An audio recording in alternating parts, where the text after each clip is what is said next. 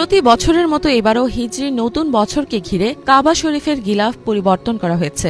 Saudi আরবের মক্কায় পয়লা মুহররম কাবার গায়ে নতুন গিলাফ পরানো হয়।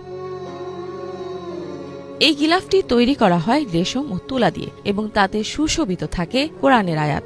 ইসলামী নতুন বছরের চাঁদ দেখার সময় এই গিলাফ পরিবর্তনের আনুষ্ঠানিকতা পালন করা হয়। এই পবিত্র স্থাপনা নবী ইব্রাহিম আলাইহিসসালাম ও তার পুত্র ইসমাইল আলাইহিসসালাম নির্মাণ করেছিলেন। বাবা ও ছেলের আন্তরিক আবেগের জায়গা এই পবিত্র কাবাঘর, যেখানে প্রতি বছর মুসলিমরা হজের জন্য যাত্রা করেন। সময়ের পরিক্রমায় পবিত্র কাবা বহুবার সংস্কার করা হয়েছে। মক্কা শহরের উম্মুদ জুদ নামক এলাকায় একটি বিশেষ কারখানায় কাবা শরীফের গিলাফের জন্য প্রয়োজনীয় সমস্ত উপকরণ তৈরি করা হয়। গিলাফ তৈরির কাজে ব্যবহৃত হয় ১২০ কেজি সোনার সুতা, ৭০০ কেজি রেশম সুতা এবং ২৫ কেজি রূপার সুতা।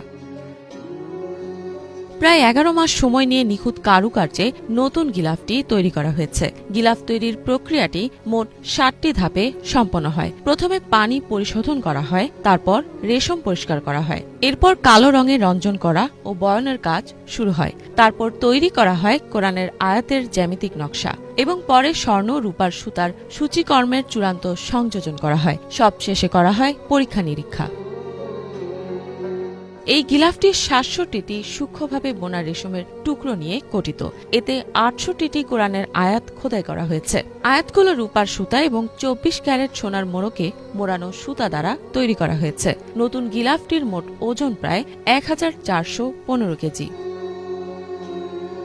বিশেষভাবে তৈরি গিলাফে প্রতি মিটারে ১০টি ধাপে মোট ৯,৯০০টি সুতা বসানো হয়। গিলাফের বাইরের কালো কাপড়ের ওপর স্বর্ণালঙ্কিত রেশমের সুতার সাহায্যে দক্ষ কারিগররা ক্যালিগ্রাফি করেন। এরপর ঝাড়নিক কালি দিয়ে প্রথমে কাপড়ের ওপর হরফের আউটলাইন তৈরি করা হয়। তারপর কারিগরদের নিপুণ হাতের ছোঁয়ায় হরফের ভেতরে মোটা রেশমের লাইন বসানো হয় এবং স্বর্ণের সুতার সাহায্যে বিশেষ কৌশলে হরফগুলোকে উজ্জ্বল ও প্রাণবন্ত করা হয়।